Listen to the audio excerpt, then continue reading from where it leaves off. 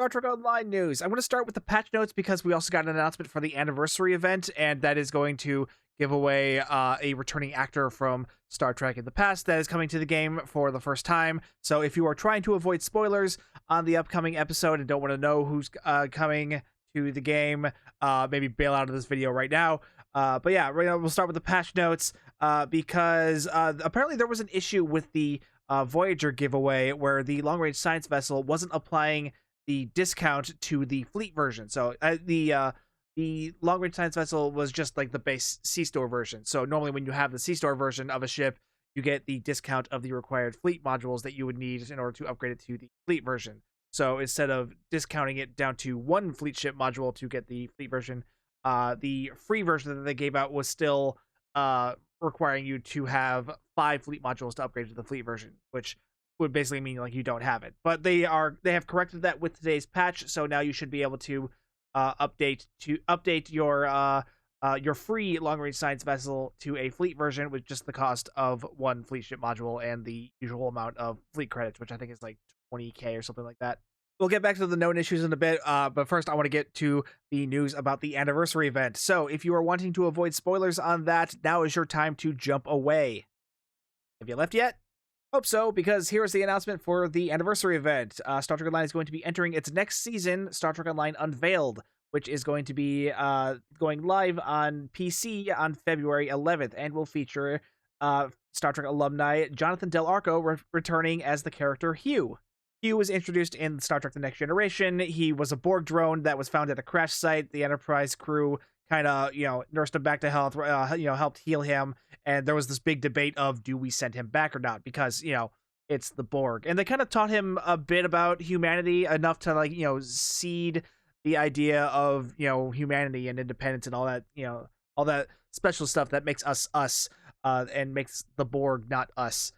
So yeah, they did that. And then you see him later on in the next season where he's regained his individuality, but he's also fallen victim to Lore, and Lore is kind of leading his own little subgroup of the Borg collective, which of course is not good because it's Lore. And we didn't hear about him for a long time until Star Trek Picard, where he was on the Artifact, which was the derelict Borg cube that the Romulans had in season 1 of Picard, where I won't spoil it, but some really dumb stuff happened to him. And so here's hoping that Star Trek Online will handle this character much better than Star Trek Picard did. So the anniversary event will be starting on February 11th on PC, and console it'll be starting on March 11th. So one month later, which is pretty typical for the difference between PC and console. The event will feature 3 new things. First off, we'll be getting a new episode called Axiom. We'll also start it will also start the 15th anniversary event, which will have the prize of a new ship. We'll go over that in a second. And we'll also feature the release of a new Lockbox, Discovery Partners in Crime, which will be based around the last season of Star Trek Discovery. To give a little teaser of the episode here, in Star Trek Online Unveiled, a new, more sinister Borg incursion is taking place in the Ramizad system. While responding to a request for help from Hugh, a renowned cooperative Borg faction leader and executive director of the Reclamation Project, you will discover the damaged and seemingly abandoned ship of the Etherian leader, Thacine Fay, in the Delta Quadrant. Mounting a search and rescue mission, you must reunite with familiar faces in order to uncover the truth about what went wrong aboard the Harmony.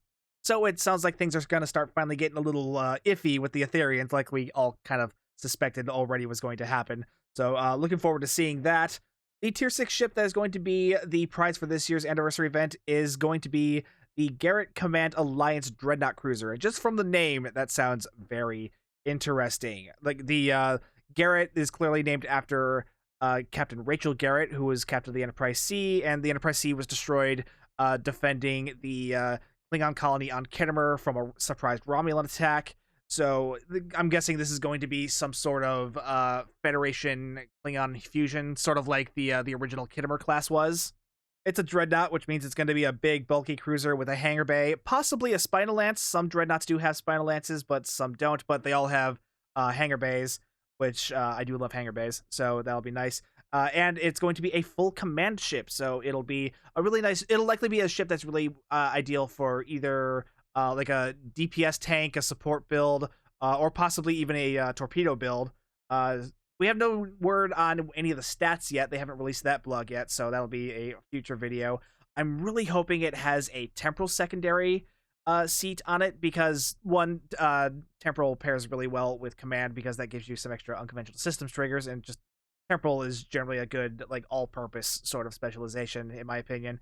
And also it does make sense given what we know happened to the Enterprise C. It during the middle of its battle with the Romulans defending Kittimer, it accidentally traveled forward in time and kind of changed its timeline, where it encountered an alternate version of the Enterprise D in an alternate timeline where the Federation was at war with the Klingons. So temporal seems likely, just given what we know what happened to Rachel Garrett.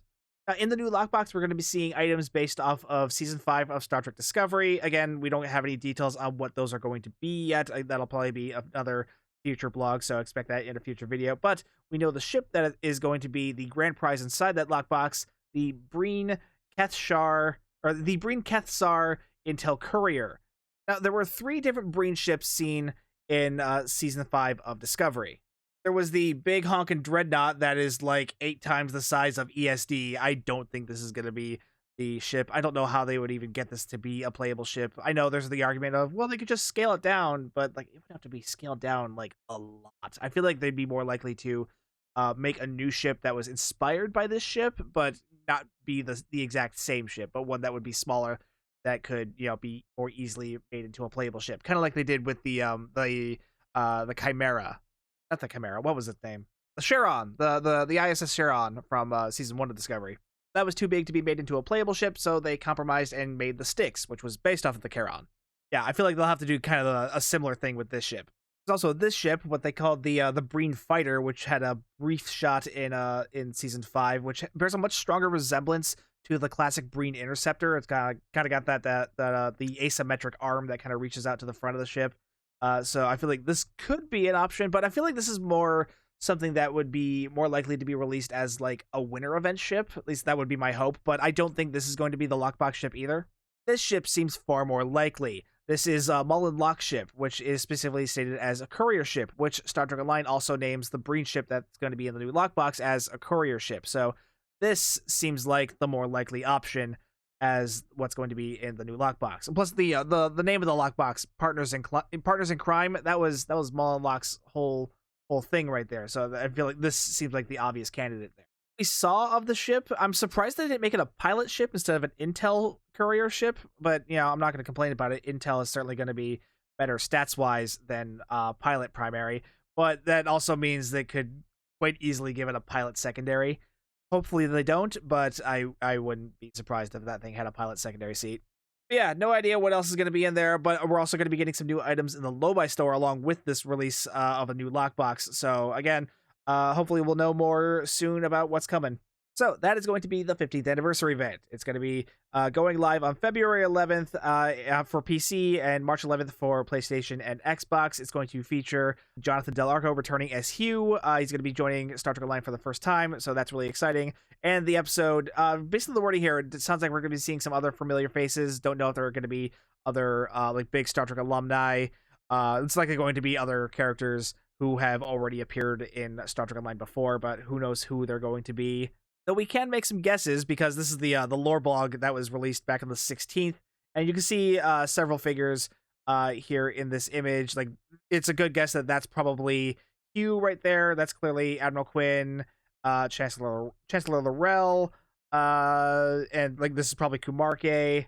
Possibly, though the blog specifically states that Kumarke wasn't at this thing, so it's probably a different Lucari. This is probably 7 of 9, and not sure who's over here, but yeah, we can make some guesses that maybe 7 of 9 is going to be here as well, which will be kind of cool considering we got, you know, 2 former Borg showing up, possibly. Yeah, new episode, new Alliance ship, which I bet that's going to be the thing a lot of people are going to be really excited about. Again, we don't have stats yet, so hopefully those will be out soon. But yeah, Alliance Command Dreadnought, that just sounds cool. And then a new lockbox, which I'm sure a lot of people are going to be pretty indifferent about, because not only is it a lockbox, it's going to be Star Trek Discovery lockbox, which I know some of you are really determined to hate on, despite the fact that it really doesn't deserve it. Especially Season 5. Season 5 was fantastic.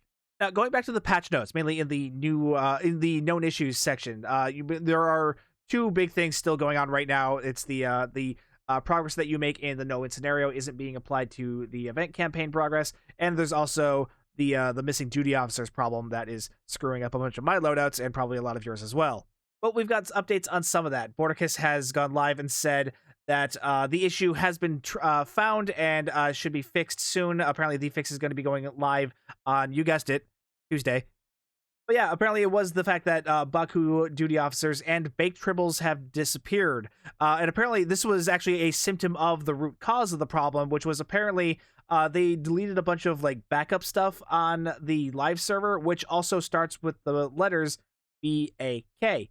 So apparently by deleting a bunch of this unnecessary backup stuff, they accidentally roped in these Baku duty officers and the baked tribble as well. And that's why the Baku duty officer has disappeared and, caused some problems. They've also said the duty officer and the slot will return when the problem has been fixed, so you don't have to worry about your stuff going missing permanently.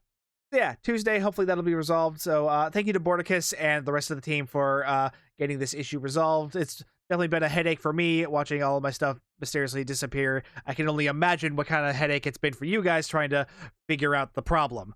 So again, thank you so much. Now, there's been some talk among the community about how we've been hearing a bit about the upcoming anniversary event, but we haven't been hearing about the actual 15th anniversary ship bundle, not since Thomas Maroney teased the Ark Royal. So Borticus did also say here, so answering people talking about the bundle, there will be a ship bundle that releases shortly after the anniversary, which that's to be expected. The anniversary bundle never releases the exact same day as the anniversary event goes live, so that's to be expected. We haven't announced it yet because it is not dropping on the same date as the anniversary episode/event, but will be announced with style. So while the anniversary event is coming, we're going to have to be a little bit more patient for the bundle itself, but I'm excited for it. Just based off of seeing the Ark Royal alone, I am so hyped for that. Speaking of Thomas Maroney, he posted this last night. Look, spoiling Stow Ship for you guys is one of my few remaining joys in this cruel world. Sorry, Thomas. So I will just say we're about to start intake on another remaster that I think will surprise and delight the For Nacelle gang. So it sounds like we're getting another remaster for an older Cryptic original ship. And given that he drops the obvious hint of For Nacelles, I'm betting it's one of these. These are the Dakota and Stargazer classes, which are variants of the Cheyenne class, which, again, these are ships these were models that have been around since the launch of the game. They have not been touched since, so it'd be really cool to see one of these finally get touched up.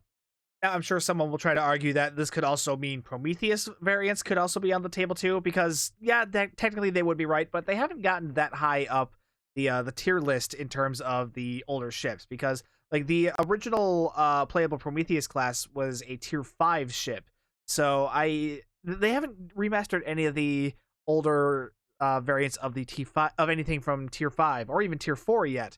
So this feels like a bit of a jump ahead to assume that any of the Prometheus variants are going to be getting remasters, because like while I would love to see Phoenix or Cerberus or Hephaestus get revamps, it doesn't seem as likely as the Dakota or Stargazer classes.